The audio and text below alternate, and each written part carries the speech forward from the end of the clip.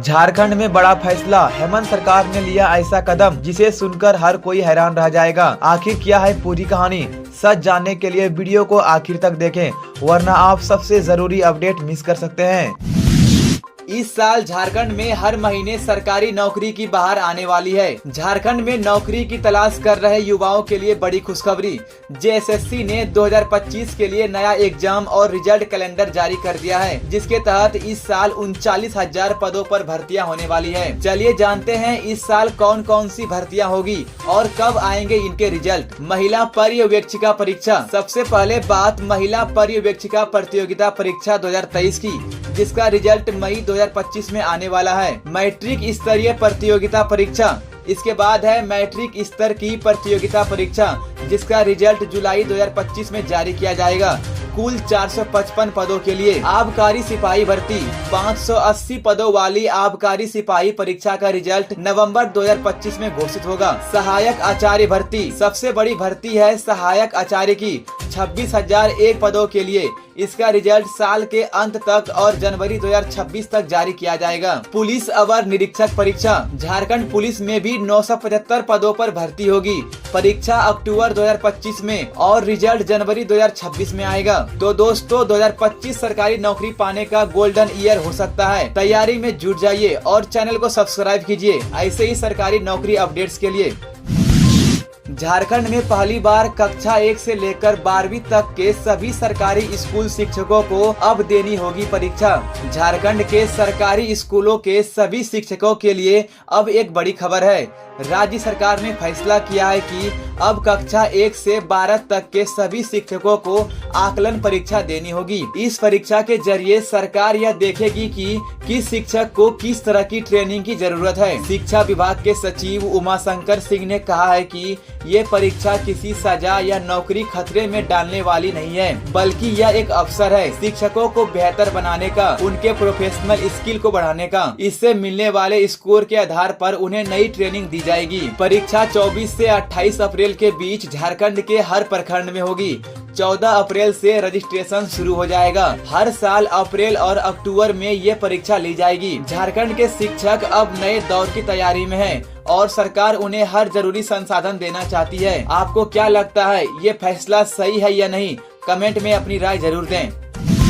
झारखंड सरकार शराब पर वेट घटाकर सिर्फ 5% करने जा रही है, यानी जून से शराब हो सकती है काफी सस्ती। झारखंड में जल्द ही शराब के दाम घट सकते हैं। जी हां, राज्य सरकार 75% वेट को घटाकर सिर्फ 5% करने की तैयारी कर रही है। इससे शराब काफी सस्ती हो जाएगी और सरकार को उम्मीद है कि इससे राजस्व बढ़ेगा। उत्पाद और मद्य निषेध मंत्री योगेंद्र प्रसाद ने कहा कि झारखंड के पड़ोसी राज्य जैसे पश्चिम बंगाल और छत्तीसगढ़ में शराब पर टैक्स कम है, इसलिए लोग वहां से शराब खरीद कर झारखंड लाते हैं। इससे झारखंड को आर्थिक नुकसान हो रहा है। इस नुकसान को रोकने और राज्य की कमाई बढ़ाने के लिए अब नई उत्पाद नीति लाई जा रही है। इस नीति के तहत वेट में भारी कटौती होगी। ड्राफ्ट को वित्त और विधि विभाग भेजा जा चुका है। इन विभागों से हरी झंडी मिलते ही इसे कैबिनेट में भेजा जाएगा। उम्मीद है कि 1 जून से यह लागू हो सकती है।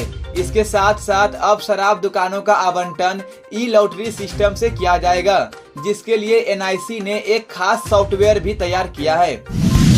झारखंड में खतरे का बादल, 60 की रफ्तार से आंधी और बिजली। मौसम विभाग ने जारी किया ऑरेंज अलर्ट। झारखंड के कई जिलों में तेज आंधी, बिजली और भारी बारिश का अलर्ट जारी किया गया है। मौसम विभाग ने 12 जिलों के लिए ऑरेंज अलर्ट और बाकी हिस्सों के लिए येलो अलर्ट जारी कर दिया है। राज्य के उत्तर पूर्वी और दक्षिण पूर्वी हिस्सों में 60 किलोमीटर प्रति घंटे की रफ्तार से तेज हवाएं चलने की संभावना है। इन जिलों में जारी हुआ है ऑरेंज अलर्ट। देवघर, धनबाद, दुमका, गिरिडीह, गोड्डा, जामताड़ा, पाकुड़, साहेबगंज, पूर्वी सिंहभूम, पश्चिमी सिंहभूम, सिमडेगा और सरायकेला खरसावा। इन इलाकों में बिजली गिरने और तेज बारिश की भी संभावना है। दूसरी तरफ रांची, बोकारो, हजारीबाग, पलामू, गढ़वा जैसे जिलों में येलो अलर्ट जारी हुआ है। यहाँ भी बिजली के साथ आंधी चल सकती है। 13 से 15 अप्रैल तक जारी रहेगा खतरा। तेज हवाएं, गरज और वज्रपात की आशंका। 16 से 17 अप्रैल को भी मौसम बिगड़ा रहेगा। हल्की से मध्यम बारिश संभावना है। जिसने एनकाउंटर में गिराया अमन साहू को, अब उसे भेजा गया उसी के गढ़ में। गैंगस्टर अमन साहू का एनकाउंटर करने वाले झारखंड पुलिस के जाबाज इंस्पेक्टर डॉक्टर प्रमोद कुमार सिंह उर्फ पीके सिंह का तबादला हो गया है। पीके सिंह अब झारखंड एटीएस से ट्रांसफर होकर रामगढ़ जिले में पोस्ट किए गए हैं। आपको बता दें कि रामगढ़ वही जिला है जहां अमन साहू का गैंग अभी भी एक्टिव है और उसका दबदबा रहा है। ये ट्रांसफर सिर्फ पीके सिंह का ही नहीं हुआ, उनके साथ साथ कई अन्य पुलिस अफसरों और जवानों का भी तबादला किया गया है। डीआईजी कार्मिक द्वारा इसकी आधिकारिक लिस्ट जारी कर दी गई है। 11 मार्च 2025 को एक बड़ा ऑपरेशन हुआ था। झारखंड एटीएस की टीम रायपुर से कुख्यात गैंगस्टर अमन साहू को रांची लेकर लौट रही थी। रास्ते में पलामू में अमन के गैंग ने पुलिस पर बम से हमला कर दिया। अमन पुलिस का हथियार छीनकर भागने की कोशिश कर रहा था, तभी इंस्पेक्टर प्रमोद कुमार सिंह ने खुद मोर्चा संभाला और मुठभेड़ में अमन साहू को ढेर कर दिया। बस एक क्लिक और आपके सारे पैसे गायब। जानिए कैसे एपी के फाइल बन गई है साइबर ठगों का नया हथियार। प्रभात खबर के जन आंदोलन में खुलासा हुआ है कि अब साइबर ठग सोशल मीडिया पर नकली प्रोफाइल बनाकर लोगों को तेज कमाई और निवेश के झांसे में ले रहे हैं। ठग भेजते हैं एपी के फाइल्स, आप डाउनलोड करते हैं और आपके मोबाइल का पूरा कंट्रोल उनके हाथों में चला जाता है। आपके एसएमएस, ओटीपी, पासवर्ड और बैंकिंग डेटा तक एक्सेस ले लेते हैं। सीआईडी की साइबर एसपी निधि द्विवेदी ने बताया कि थोड़ी सी सावधानी आपको लाखों के नुकसान से बचा सकती है। आखिर कैसे बचे इस ठगी से? अनजान लिंक या एपीके फाइल कभी डाउनलोड ना करें। केवल प्ले स्टोर या ऐप स्टोर से ऐप इंस्टॉल करें। लालच भरे निवेश ऑफर से दूर रहें। कोई भी एसएमएस या लिंक बिना जांचे ना खोलें। संदिग्ध ऐप तुरंत अनइंस्टॉल प्लस ब्लॉक करें। फ्रॉड की रिपोर्ट तुरंत पुलिस और साइबर सेल को दें। आपका एक छोटा सा कदम आपको साइबर चूना लगने से बचा सकता है। इस वीडियो को ज्यादा से ज्यादा शेयर करें ताकि और लोग भी जागरूक बने।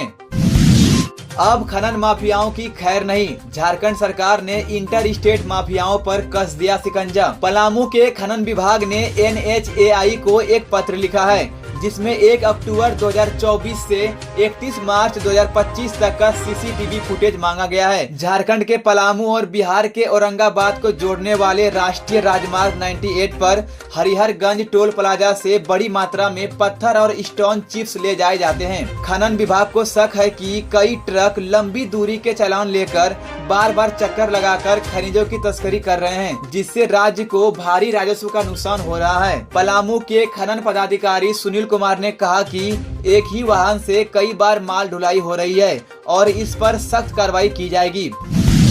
झारखंड के लेटेस्ट न्यूज को सबसे पहले देखने के लिए हमारे चैनल को सब्सक्राइब जरूर करें।